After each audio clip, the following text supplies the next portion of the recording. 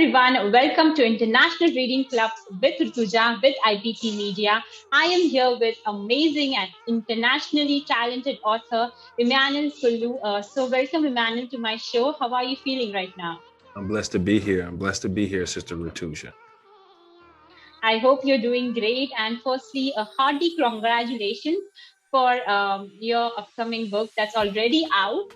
And I am a great fan of yours as a reader. I've been reading, I've read both of your books, and I just love them so much. So, are you ready for this amazing session? Yes, I am. So I'll take the opportunity to ask you some extraordinary questions so that the readers and your audience get to know you more better. So let's get started. Can you introduce yourself to the audience in depth? Obviously, a lot of us know you, but for those who don't know you, can you please introduce yourself? Yes, my name is Emmanuel Kulu. I am an African historian, specialized specifically in Kemet or ancient Egypt studies. And I speak about the African origins of ancient Egypt, bringing forth the true dynamics of Egypt to the world that the world has never seen. And also just showing the majesty of ancient Africa, how it brought civilization to the world. Okay, that's amazing. So for people who don't know, author Emmanuel Kulu is also the founder and CEO of IBP Media, and he just does amazing things for all of us to bring amazing content and join and bring amazing people together. So coming back, congrats for your second book, I, Black Pharaoh, The Golden Age of Triumph. What does the title say about the book? Well, you know, when you think of gold and you think of ancient Egypt, you make that connection. The golden age of Africa, the golden age of Egypt, the first mega civilization the world has ever seen, came from ancient Africa, came from Egypt. And when you think about Egypt, you think about the gold headdress, you're thinking about the gold belt buckle, the pharaohs and the queens, and Correct. The different amulets that they had. So all of these different things contribute to showing that gold. Africa is huge with gold. The entire continent of Africa is full of gold. So showing that that gold resource was a major part of Egypt's success. That's great. So the readers would love to know about the first book as well. And can you just let us know that is the first book and the second book is the continuation of the book, or what it is, how they are connected? Mm-hmm. Well, the first book is the standard version. It doesn't have any pictures in it. The Golden Age of Triumph has 3 extra chapters. It has the first book and 3 extra chapters added to it, and 21 illustrations in it. So not only in the second book will you be able to read the first book with more added to it, but you're also going to be able to visualize it through the pictures, through the illustrations in the book as well, to see these African Egyptians as they were. So this is basically anniversary edition. I highly recommend this book as better than the first one because it has more to it. Okay. Yeah. Okay. So if someone has to get your book, they can directly get this one rather than getting the first one. Yep. Okay, that's great. So I would like to know, and all of us would like to know actually, how or when did you actually started writing, or how did you develop your interest in writing? I started writing this in 2015. Okay, years ago. I mean, 6 years. A long time ago. So I was really interested in, I always loved ancient Egypt, but I was trying to find an Egyptian pharaoh and a queen that their story was very interesting. So I started off writing about Shaka Zulu first, and then we had to table Shaka Zulu. So we put that to the side because there were some copyright issues with the original Shaka Zulu film. So I decided to write about Egypt, which was my second favorite place in Africa. So I wanted to show that these were African people as well, contrary to what other film and novel depictions have shown. The original people the indigenous people of Egypt were Mhm. African people. So it started there, and then it also went back to the studies of the interesting characters, Tutmosis III and Queen Hatshepsut, as being two powerful monarchs of ancient Egypt that are never talked about. I mean, we always hear about Cleopatra, we hear about Nefertiti, we hear about King That's Tut, correct. but we need to hear about Hatshepsut more, because this was a woman who ruled the world for 20 to 25 years. And I say the world, sister. When I say the world, I mean Egypt was the place that everybody came to. So she was literally ruling the entire world. So I wanted to put that story out there. That's correct. So, were you into writing? Like, how did you actually develop? Were you into writing since childhood, like writing short stories or poems or something like that? The writing part, just Yeah. why just writing? Why not just something else? Why writing? Why not music? Why not something else? Why just writing? You choose to express. Well, I believe it's important for Africans to tell African stories, right? And I think Yeah, literature is the best way to do that. I think most of the African literature that's out there is not written by Africans. It's written by people from outside of Africa and their perceptions of Africa, not written by Africans who actually have been in Africa. So writing was to get it known out there through publication, and also get people to see the visual. When you see the book cover, you see this African person, and this has never been done when it comes to a historical fiction, breaking down to the details. As we mentioned before, most people think of historical fictions as kind of boring. They don't think of them as fun. But when you get into I, Black Pharaoh, you get a whole experience. It's a dynamic experience that puts you right there, transports you to this ancient world. So, yeah. that's actually correct. Because historical fictions, most of them, they tend to just be much repetitive or monotonous, whether it's the writing or so, they're kind of boring. So moving on, I hope you're having fun. What you do when you're not writing, or what is something that you enjoy doing, like your hobbies or something like that, something quirky you do? I love music. I love music. I love to Okay. dance. I love to jam. I love my hip hop music. I like jazz. I like old school music. Okay. I like reggaeton. I like Afrobeat, Caribbean music. I love it all. I love so many different forms of K-pop. I'm getting into K-pop now, lo-fi hip hop, R&B. I love pretty much music, period. It keeps me energized, keeps me going. Yes, music has a different world of its own. Exactly, that's true. So people say that reading books in childhood makes a very huge difference or impact. So what is your interpretation on this? Like, do you think reading books in childhood makes a very big difference? Absolutely. When you start reading as a young person, it starts to expand your thinking, especially in today where you're talking about a more social media era. People are growing up under social media influence. They don't really like to read as much as they used to.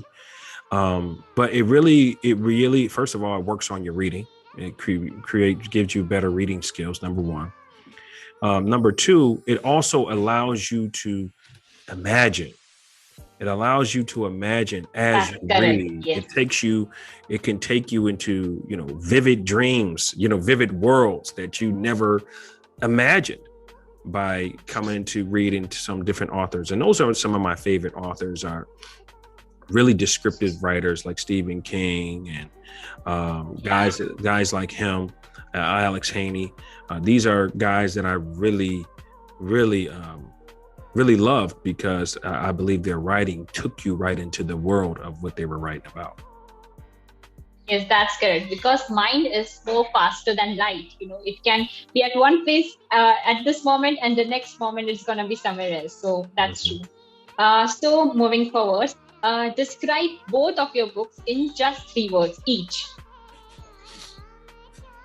Historical, Uh-huh. adventurous, Yeah, and captivating. that's correct. Yeah, and the second book has a lot of illustrations, so it's visual as well. Yeah. Mm-hmm. Yeah. Okay. So, keeping the book in mind, as an author, what do you think? Which age group this book is meant for? Like, which age group people should actually read it? Like, kind of. Oh, I would say anyone. It's not particularly to a group, but history lovers will Okay. love it. History lovers will love it. Anyone who loves history, anyone who loves drama, anyone who loves love stories, anyone who loves betrayal, anyone who loves to see triumph, anyone who, this book has a combination of a bunch of different things. That's good. Yeah. You start with, it kind of has a thrill, like a bit of a thriller to it as well. Like where you Suspense. suspense, you don't know what's going to happen. So if you love suspense, you love adventure, you love history, you love all these different things. And for those who kind of have that curiosity of wondering, how did these people live back then? I think if you have that curiosity as well, you'll love I, Black Pharaoh, Golden Age of Triumph, and I, Black Pharaoh, Rise to Power. Yeah. And what the readers should exactly expect while reading your book? What they should expect is seeing Egypt from an African perspective, which has not really been out there through television. When you look at Egyptian movies, you see Europeans portraying themselves as Egyptians. But if you actually go to Egypt and meet the native people of Egypt, who are mostly located in Aswan, you would see that they are African. They're African people. They're of African descent, and they actually speak the original Pharaonic language, which is not really spoken anymore. So that's what you're going to see. You're going to see Egypt from an African perspective. You're going to, like I said, you're going to see some suspense. You're going to see some drama. You're going to see some love. You're going to see some betrayal. You're going to see epic battles. Everything all in one is what you're going to see through this read. Yes. So coming towards the characters, which is your favorite character as an author, and also tell us about which was the character who was very complicated to write, or which needed more depth? What I would say, my favorite character would be Tutmosis III, but it's even with Queen Hatshepsut. It's pretty even. I love both of them. To show how powerful this African queen was. Like, that was epic to me, to see that this woman, she was ruling, she was a ruler over a massive kingdom and massive civilization that was renowned over the entire world. That was epic to me. Her rise to power, how she rose to become the Pharaoh. And also Tutmosis III, just the things that he had to go through to become Pharaoh himself. I think about the triumph that he had to overcome, made him stronger. And same thing with Hatshepsut, the drama that she went through, it made her stronger. So I think for me, those are my two favorite characters. A character that I would elaborate more on is the Prime Minister. And I'm not going to reveal yet to the world who the Prime Minister is, because you got to get the book for that. But go read the book, follow the Prime Minister's role, and you'll make the connection eventually. Yes, guys, go read the book. It's really, really amazing. Something that will not let you leave your chair or your bed if you're reading it. So it's amazing. Trust me. Yeah. Okay, so coming towards the lighter part, share an experience of your life that changed your life. An incident or anything that changed your life. Yeah. When I was in fourth grade, we did a project on ancient history. And me and my father, we were talking about what I was going to do. And, I was watching, something on King Tut. And I said, you know what, Dad, let's do Egypt. Let's do King Tut. So me and my dad, we got a mannequin.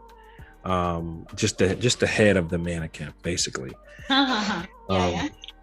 we got some cardboard and some spray paint, and we made a sculpture of King Tut, our own version of it.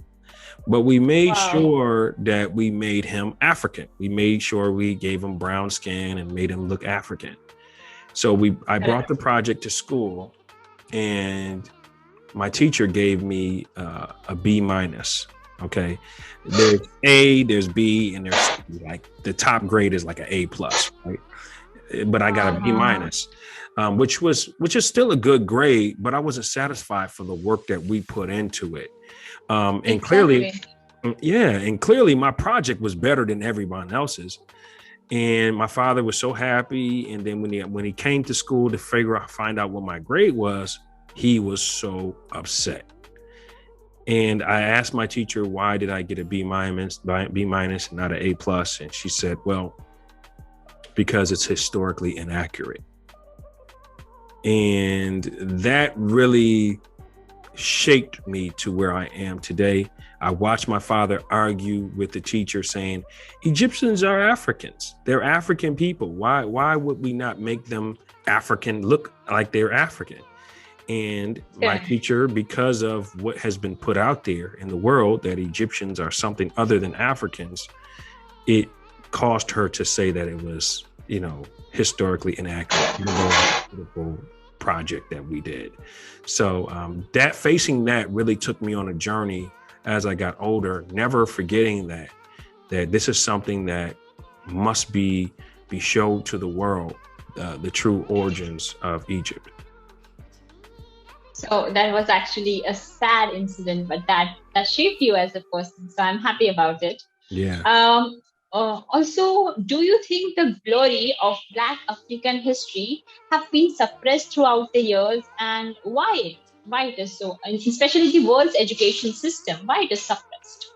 Well, the thing is, absolutely, yes, it has been suppressed. When you're talking about how transatlantic slave trade happened in the United States of America, when you're talking about the colonization of Africa that is currently still going on, these people, Africans, their history had to be kept from them.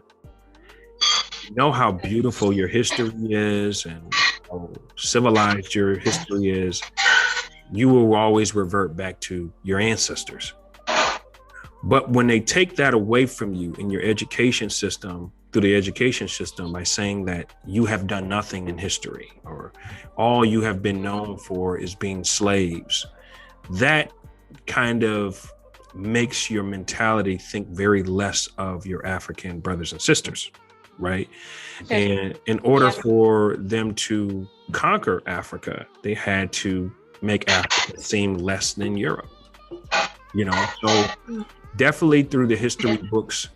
But if you do your thorough research, you will find that there is so many great civilizations that came out of Africa that aren't talked about through the history books.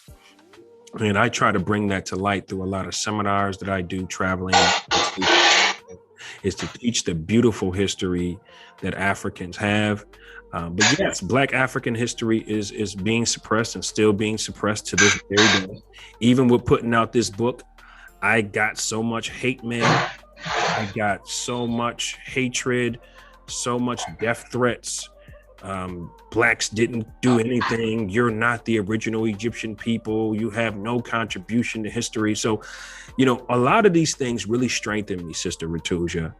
It strengthened me to start pushing truth, and even doing what we're doing on IBP Media to show that these cultures that are talked about in a derogatory way are actually cultures that led the way for civilization to be what it is today. So definitely that's something that's happening, but I believe we're on the right path to restoring the truth. Yeah, because the sick mindset, it has to change day by day. They believe that the Africans did nothing, but that's just not true. And even all over the world, it's just not shown in our education system. So we just from the childhood itself, we just don't know anything much about it. That's why I also feel it's suppressed.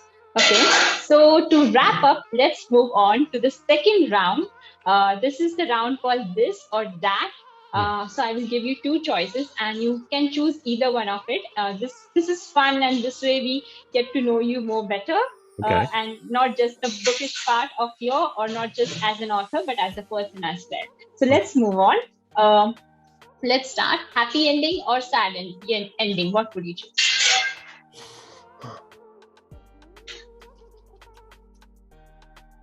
For me personally, if you want to reach my heart, a true sad ending.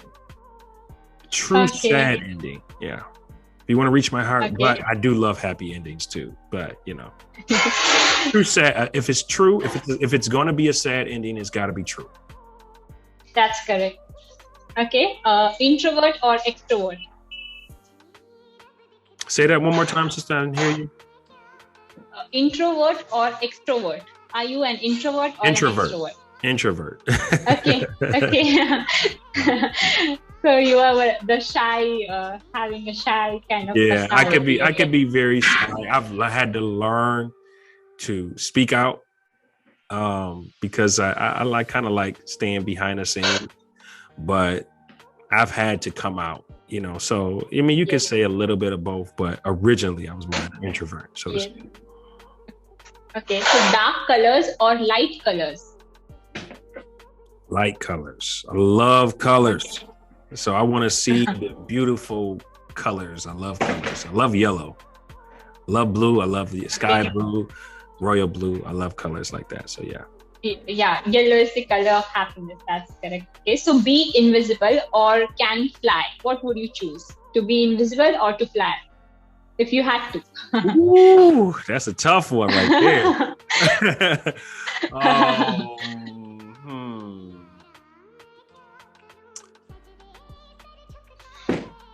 Man, there's so much out there in space. Yeah, I want to fly. I do. Let me fly. Okay. Yeah, let me fly. Okay. Yeah. Okay. So fiction or non-fiction? What would you choose? To read or to write? No, not to write. Maybe just to read. Fiction or non-fiction? I love non-fiction for reading, but for me to write, I like fiction because I like to have the creativity in what I'm doing. Yes. So I want to be able to create something to the history, add something to whatever, the story is. And to be able to take people to amazing places as you do always. Yeah. So are you a fast reader or a slow reader? I'm a pretty fast reader. I'm a pretty fast reader. Okay. Yeah. So high five. Yeah, I am. I can read. I did in editing my book, my second book. I think I read it read the whole entire book, 392 pages. I read it in about 18 hours. Yeah. That's quite impressive. I took some breaks though. I did take some breaks. Don't get it twisted.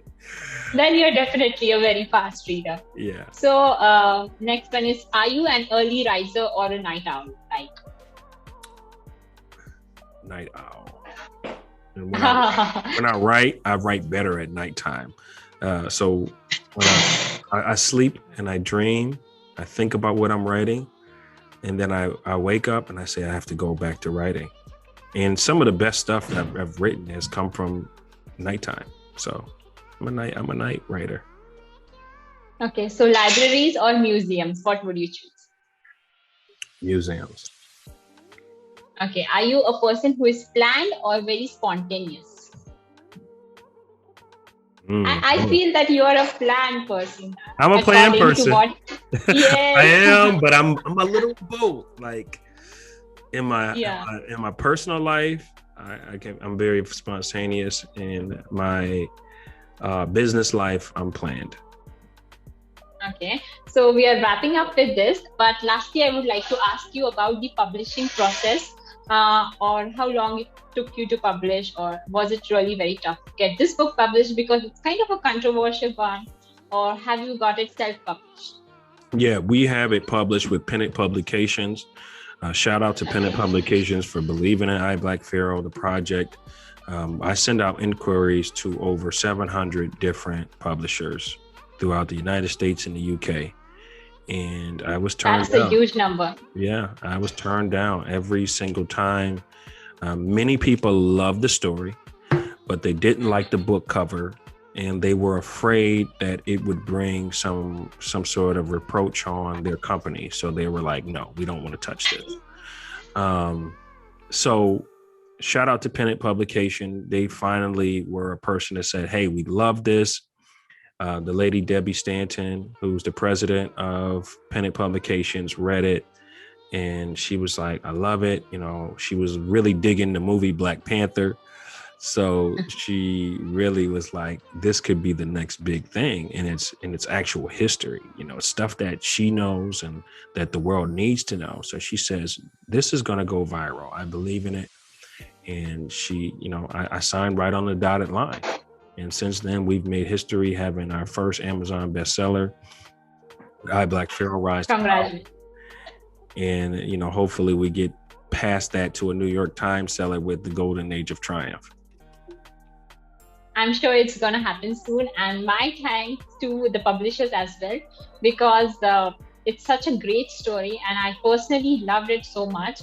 I would highly recommend this book to everyone, guys. I've personally read this book, and I've also read the first book as well and the second as well, but I feel the second one is the more advanced version. So I would recommend you to get it. And with this, we come to the end of an amazing session with you. I hope you had a great time, Author Emmanuel Kulu, and I hope you had fun. So thanks for coming to my show, International Reading Club with Rutuja.